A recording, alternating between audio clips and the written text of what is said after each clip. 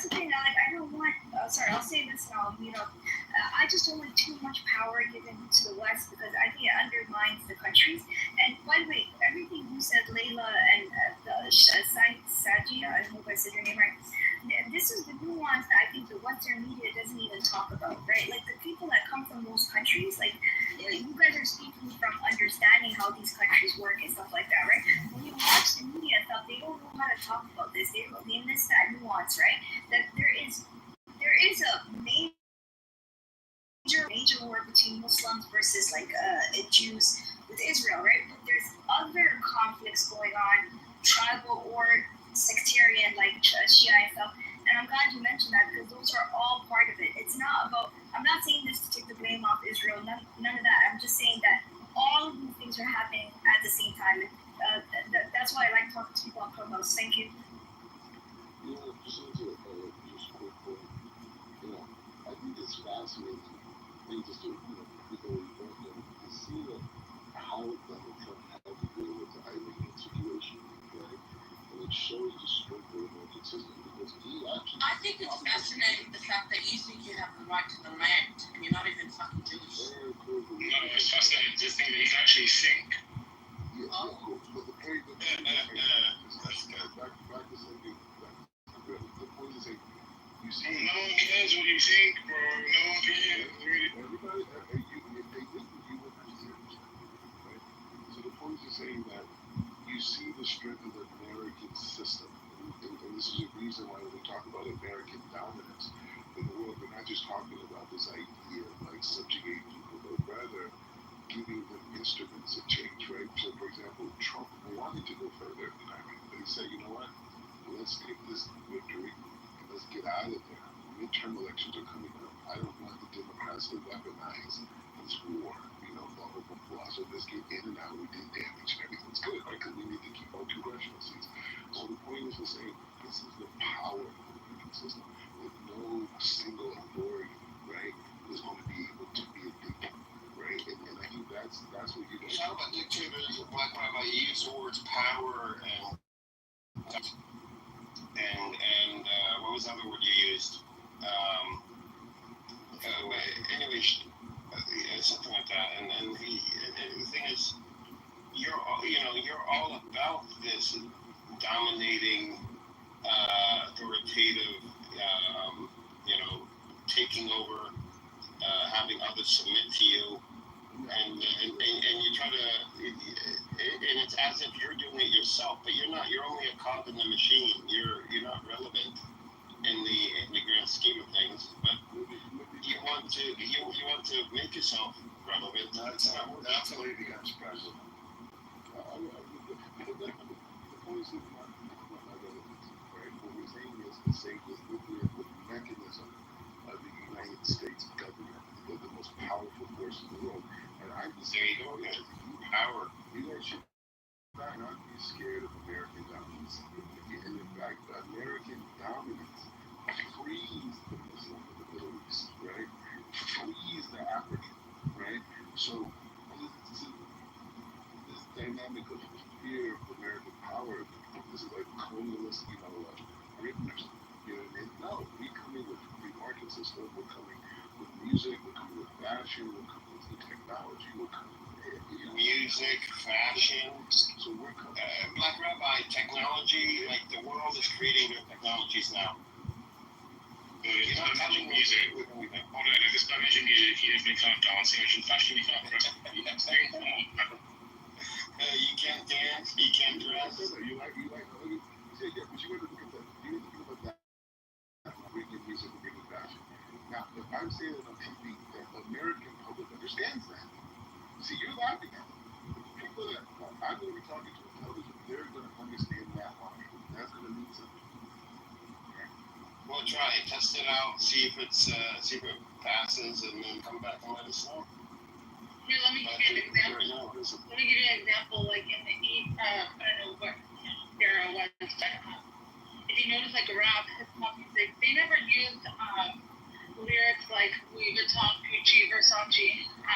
That was all a rule for the luxury branding to not go bankrupt. So if you notice, like all of a sudden, like these designer labels, and who's the second richest man in the world is the gentleman who owns LVMH, Louis Vuitton, which is like a lot of brands under it. And so yeah, they do use branding and fashion to manipulate it to get these billionaires even richer. So and that's not even an American company, Black Rabbi.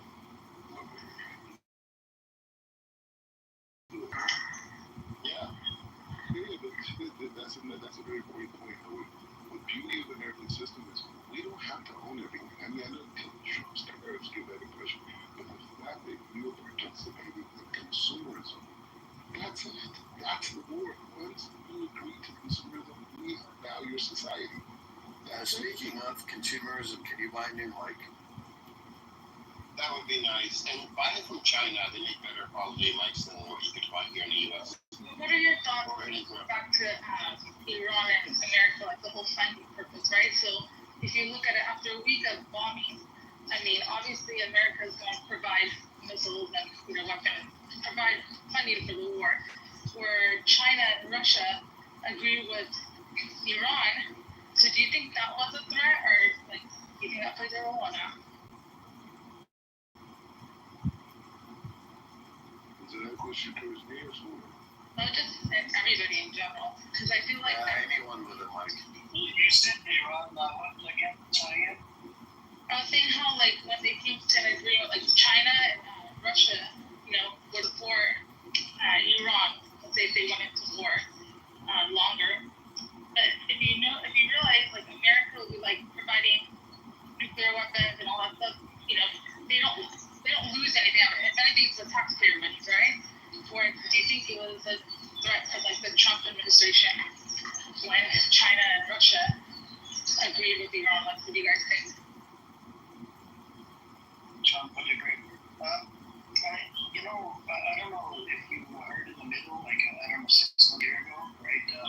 During this Ukraine war or whatever, a lot of people were saying is Trump is begging to Putin, the Russian leader. So, I don't know. What do you remember, was it you or something? Remember we talked about this, right? About 3 months ago, 4 months ago, something. About Ukraine, Trump was like pretty much on his knees for the Russian leader, right? Yeah, well, Trump foolishly made it a campaign promise that got him into the presidency, and then of course Russia,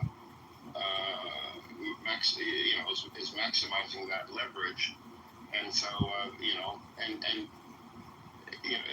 despite what the West says and the U.S. says how Russia is losing, if it's losing, why is Russia in Ukraine, not the other way around? And why is Russia not, and they are offering to sit down with Ukraine.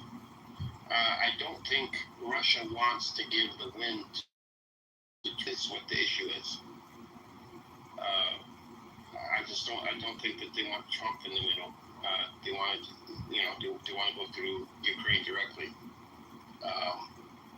So it's and keep in mind it was the U.S. that stopped the ceasefire agreement between the two countries in 2022, along with Germany. They were sitting down. Russia gave them a great offer. They kept some of one of the provinces at their border that is Russian, basically. And as long as they didn't join NATO, there would be no war. They would stop the war. And Zelensky initialed the ceasefire agreement. It's like hundreds of pages long. Permanent agreement, by the way. And you initial it, and then you sign the whole thing.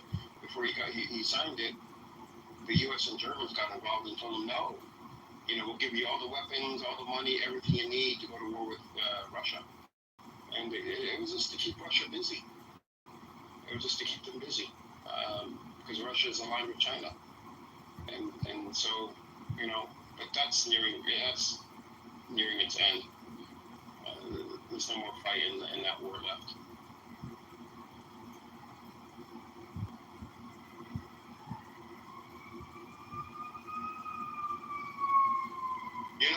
here's something I did hear, Amir. Uh, this is from a friend of mine. Her brother went to Poland to visit his family, and she was worried about him, and he came back. But and I don't know why. I gotta look this up. I forgot to look this up. They're forcing people outside of Poland, Polish people that come to visit. They're forcing everybody, conscripting them into the military in Poland for some reason. I'm not sure why. You think they're preparing them for a possible war with Russia? I mean, people say NATO already declared, NATO basically, in many ways, is the language. If you look at the German council or whatever, their language is that, that NATO message is one of the, what I mean? Like, that's, like, it's not said, it's not exactly, I mean, they are funding Ukraine right now. I mean, that's pretty much a declaration of war, but the question is, if expanding, if they're going to go and get rid of Putin, that's the term. It's easy to say this country is going to go to war with this country, A is going to go to war with B, but Poland is a large, fairly developed country, and they have to weigh the risk. Do they want their infrastructure destroyed? Because if it's destroyed, there's nobody out there that's going to help them rebuild. Like, unlike Israel, they don't have an American backer. They don't have an infinite amount of money to pour into their country. So I don't think they'll go to war. Of American money. Poland is developed. I wouldn't say fairly developed. It's a developed country. I think that's like 3 cities in Poland. Yeah, I said, fair. I didn't say fully developed. No, it is. It's like it's yeah, seriously. Yeah. Oh, okay. Well, there you go. A fully developed country. The more developed you are as a nation, and of course, depending on your size, I mean, it's a fairly large country. The more you have to lose. I mean, it would just. You don't even have to. Poland. Beat Poland. You could just destroy enough of their. Infrastructure. You destroy your economy. You destroy Poland. That's just for any country. So it's not that easy. That this country will go to war with that country. Even if you win, you could still be destroyed. I agree with you, but what I'm saying now is just like it's a massive consolidation of power and interests, right? So just saying like and this is a sad thing. It's always talk about Iran and Facebook defending them. It's like, this is crazy. But the reality is like everybody wants peace, right? All the postings. No, we just defend any country that attacks Israel. Yeah, that's it. Yeah, fuck Israel. Right? So Israel's definition of peace is firing at Iran first. That makes sense. No. Well, the Gaza before this war here, to warn people that they're going to bomb a building, army building. Hold on. Teddy, to warn them before they drop the big bomb, they would drop a small bomb on the building. I'm not even joking. And they call that's the warning. That's the warning bomb for people to leave the building before they drop the big bomb on the building. And so if everybody leaves the building, then why are you bombing the building to begin with? But anyways, I mean, I just found that to be they called it the knocker. The point is the same. The Gulf states all want peace, right? Jordan, It would happen without Israel. Jordan, Egypt, Syria, Israel. Everybody wants to unify. The only people They don't want to be one nation. What are you talking about? Israel's like that kid in the playground is not welcome in any circle. No, he's like that. He's like that dirty old uncle. Those people like will do anything to be friends with a group of popular kids. Right? That's what Israel's like. That's fine. I don't have a problem with that analogy, but the point I'm saying is still Syria and Israel are in communication every day. They're normalizing. It's happening. 2, Jordan and Egypt are already partners, right? Already partners, right? And then now you have the people in Qatar who have generally been anti, right? They're joining the party with the UAE and Bahrain, Saudi. They're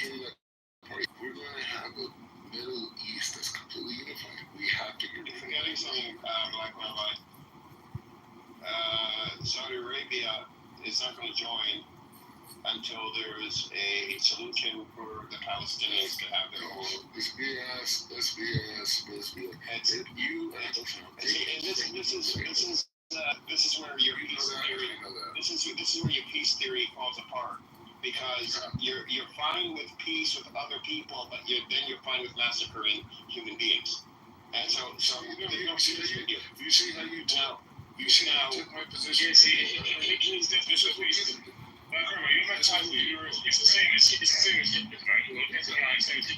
Let's have peace in the country. Let's wait for all that and then we'll have peace. I want to point out that we're. And it's not the.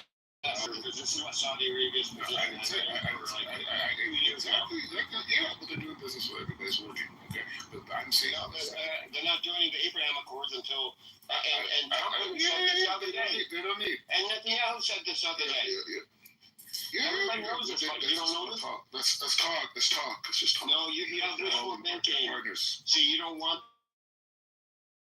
You have this wishful thinking that we're not going. Why do I have anything against the Palestinians? Why are you saying that? Because you're evil. Why you're sick?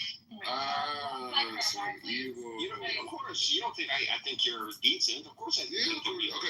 But this is the root of your argument, and this is how people need to be educated about this argument. You take the fact that I said that Palestine, there's going to be no state created whatsoever. Everyone knows that, right? But they have to say these things because of the political climate. Everyone knows that. The actions prove it. Everything, right? So the point is say, so you take that position, and now you say you hate Palestinians, you want them to be murdered, and this whole thing, and that is the intellectual dishonesty, and that's the Black Rabbi. Is this the first time you've been in this room? Wait. That's the emotional weaponization that you guys use around this cause. And anybody, oh, you're a baby killer. You're a baby killer. Our babies. But this is the point. So the dynamic is saying that you guys weaponize emotions, and you've used it. You weaponize weapons. But the American people need to understand these arguments. That's my only point. They can decide what they understand. That's why they don't understand. I have to educate them. And we'll do it right now. Leave us alone. Calm down. The point is, it's a form of intellectual terrorism. We don't have intellectual terrorism. We don't have to control emotions. We don't have to control emotions, Black Rabbi. We don't have to control anything. Actually, all people have to do is turn on social media and look at the videos. That's part of the brainwashing. That's part of the brainwashing. We didn't put the videos up there. Can I the Israelis did. The IDF did. Edward, can I ask a question, right? There's a movement within the MAGA, right, that doesn't like war right now, right? So let me ask you a question, right? Just pretend, I don't know where you're from, but just pretend you're American right now. Would you want Trump to put you? Okay, would you want Trump to put you into a war? No. Hold on. No, we're This is Maxie Edward, please. We're $75 trillion in debt. Right, okay. Forget the debt aside, right? Would you want to go into war that Trump told you to go into with, let's say, another country that could be less powerful than you? It's a simple question. You wouldn't want that, right? No. Okay, so let me ask you a question, right? Prior to October 7th, right, there was mass protests against Hamas, right? So let me ask you a question.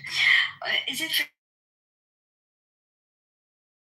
the genocide conflict that they knew they probably likely wouldn't have won? Do you think about?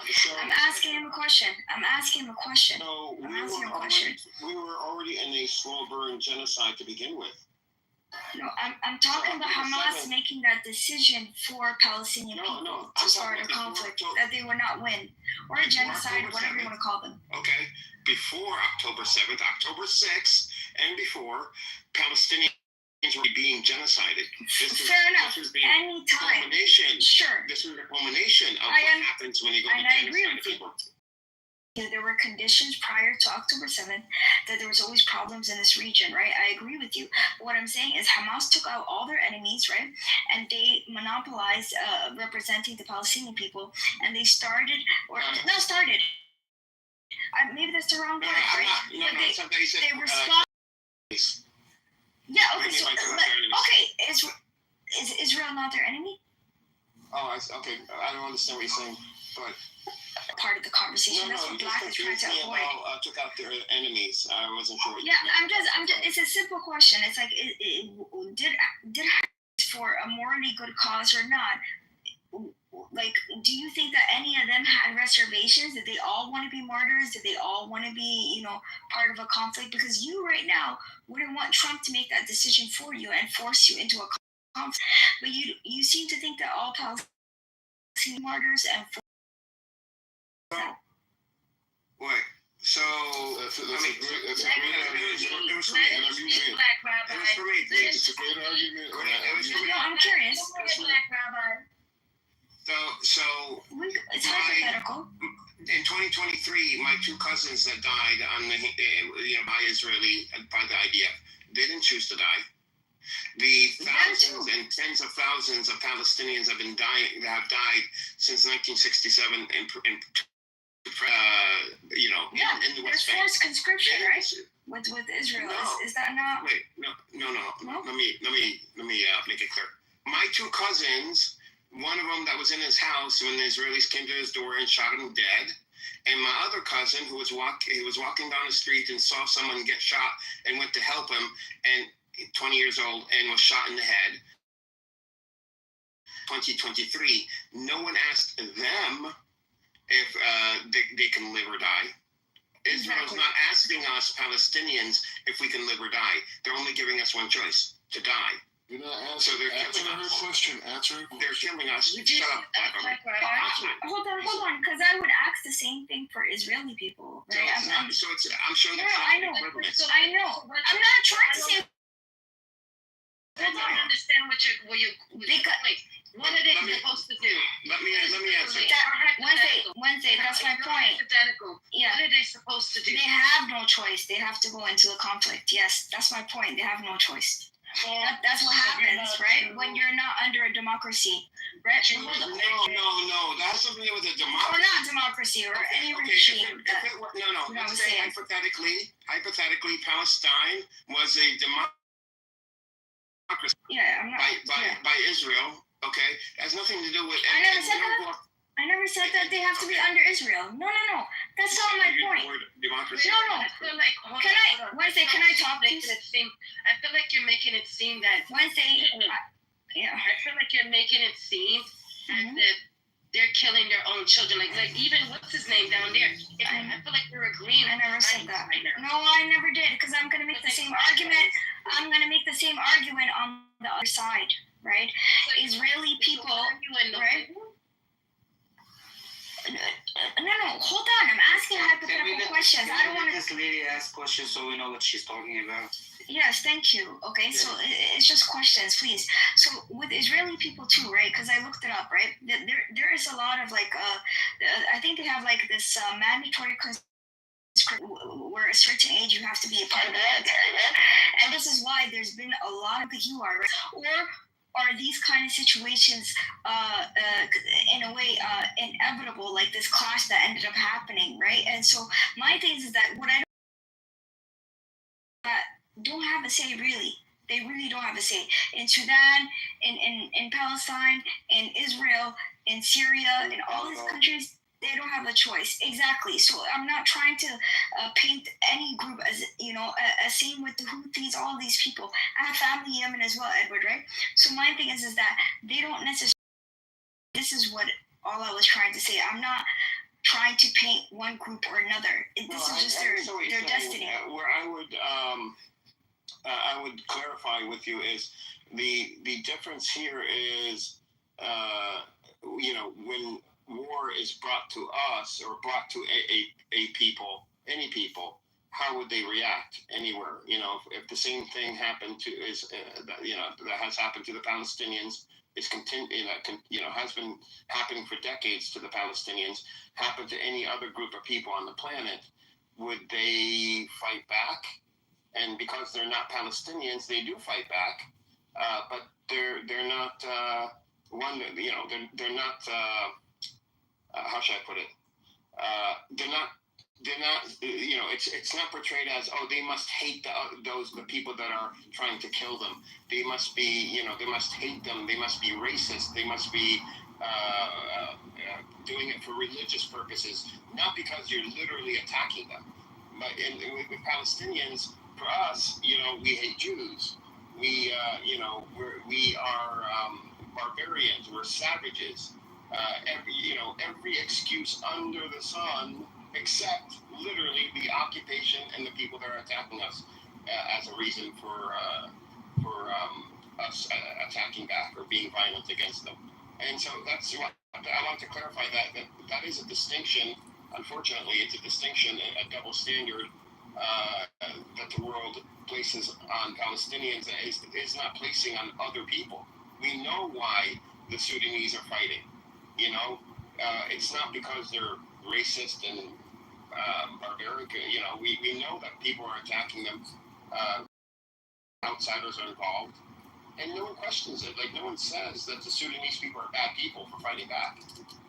No one says that. Edward, I mean, yes, as a prime example, you have the British go 3 times, Russia and America. They never all went strategy to win that war. Afghanistan had nothing to do with 9/11.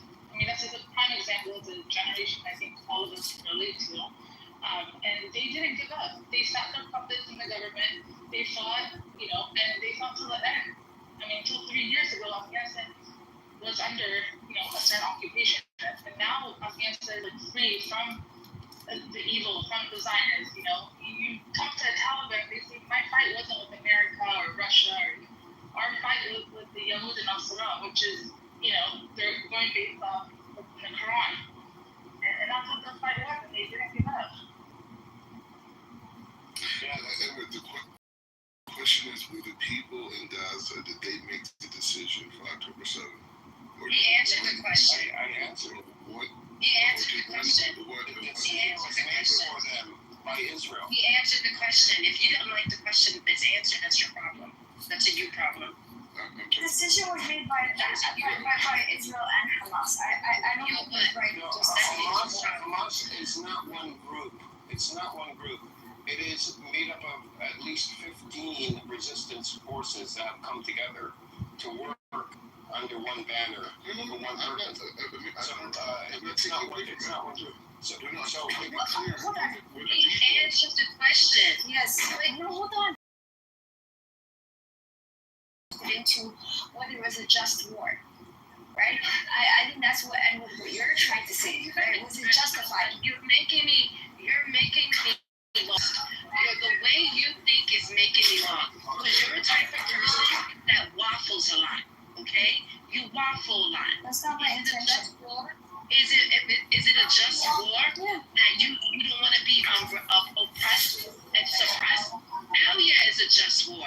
Lizzie, let me ask you a question, right? Are there other oppressed people? What does that got to do with the price of tea in China? Yes, in the Congo, there is. Yes, in Sudan, there is. So if you were oppressed, you would go to war? You would go to war, right, if you're oppressed. Michael people did. Hold on. Fair enough. Mike,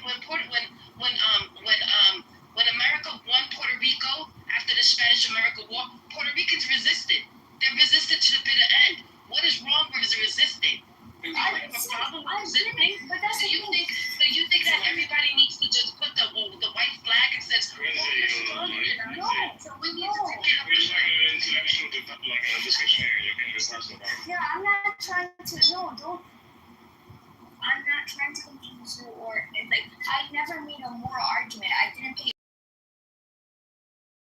My group of people also resisted, right? So you know what I mean. So I'm not trying to paint Palestinian people. I think the problem is there's been so much coverage that anytime people talk about this, people automatically assume that you have this type of opinion. I am Muslim. My people are painted as savages too, and so I understand. What I don't understand is what your agenda is. No, my agenda is my people. what she's saying. No, he's not talking. Can I explain Wednesday what I mean? And I'll tell you what I mean. You have people in America. We have people in America, okay, who are anti-war, right? Who want to cheer on Palestinian people, right, or whatever. And for me, the reason it rubs me off the wrong way is because they make it seem as if people are enjoying this, or that they're like, and it's like this is the fate that was like put on them. This was, like, what did Lincoln say? There's a time for war and there's time for peace, right?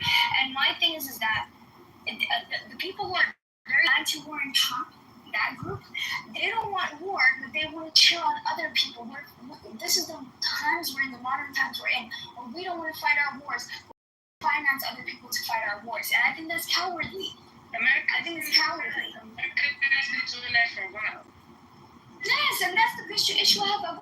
More of an issue with America. I'll be unbiased. I have more of an issue with America. I have more of an issue with these rich countries who are using Ukraine, Palestine, and stuff as cannon fodders. That's my issue. That's my bias. Well, yeah, the reason why America is using Ukraine is because they want to destroy Russia. We know that Russia, and because Russia's an enemy to America, and they figured if they take out one, then the only thing they have to worry about is China with Taiwan. Right, but do you analyze this without getting emotional and thinking? I could have, like someone could have said, well, what do you think of Taiwanese people? They're not savage, and you're able to talk about it. I didn't understand why you asked. My problem was if you would have to ask everybody else in the panel, I could have understood the hypothetical. But the fact that you asked Edward, who's a last lost family members there, I didn't know that was what threw me off. Oh, I'm sorry. I honestly did not know that. He wanted to. This room has made to have a conversation of the Palestinian. I understood. I didn't assume that everyone was Palestinian. I'm sorry. No, she's only American woman. Yeah, that's my white voice. No, I do want to make a point here, which does get me pissed off.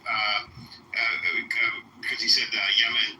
Yemen is literally throwing, shooting missiles at Israel right now, and nobody's saying that the Yemenis people are anti-Semitic or hate Jews.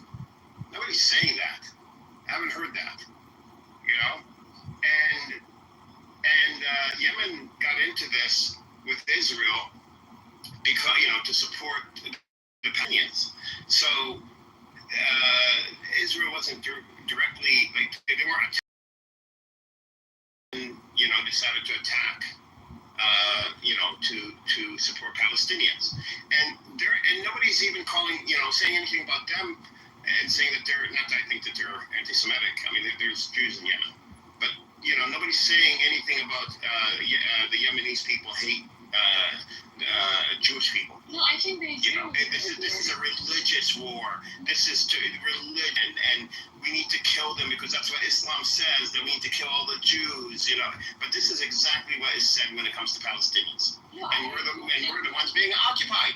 I think that the Yemenis, anyone who talks about what's happening so right now, they are getting this from the Zionists. I don't think it's exclusively for Palestinians. I get your point, but it's not necessarily true because for me as someone who's not Palestinian, when I speak about that kind of stuff, I do get this whole you hate Jews and you're anti-Semitic. I don't think that's fair to say, to be honest. No. No, in that respect, you're right. I'm talking about the Israeli people themselves, even in the news, or whenever there's a conversation about what's happening, what the Yemenis are doing in Israel, they do get the smoke. They do call them anti-Semite. They do say that they. I don't hear them say. That's the thing. In the news, the media, I don't hear them saying that the Yemeni people are anti-Semitic or they're going after Israel because they're Jews. I don't hear that. I've heard it as well. I don't know if you haven't heard it, but I've heard it.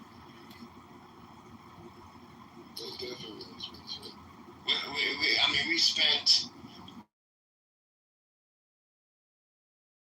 world that the reason that we are attacking Israel is because we hate Jews, and it's just what we want to do, and we would rather kill a Jew.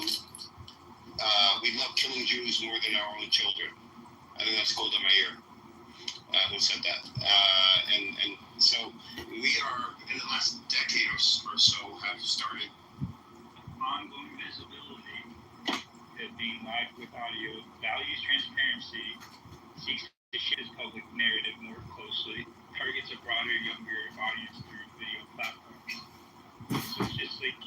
train himself with our content and hide behind our content.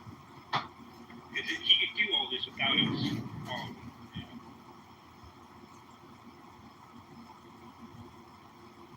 Yeah, we need to get ahead of this and have and nominate someone. This is ridiculous.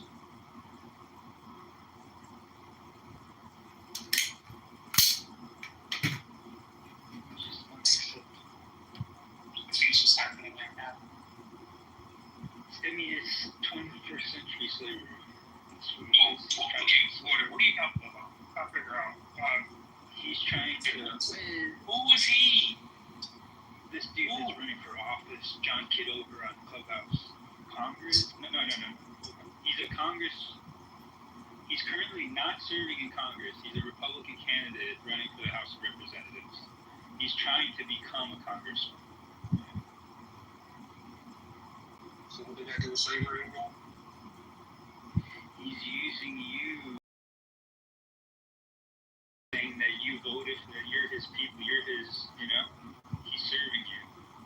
He's not. He's trying to make you serve him and get him paid by just existing.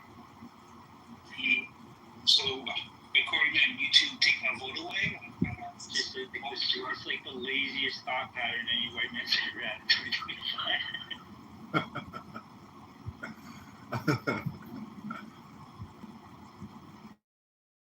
Well, you know, Cigar, you know, down here, voice to the people rich.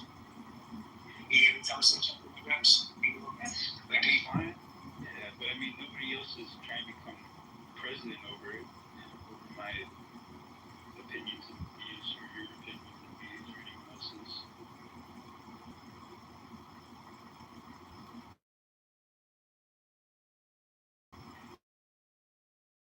I'm very interested, who's going to take up the reins. They really screwed that for a while.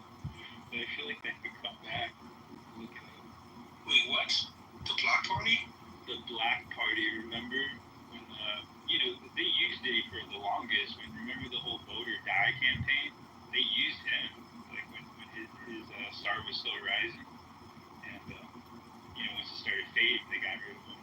But the Black Party is what he came up with because he got sick of being their, you know, whipping boy.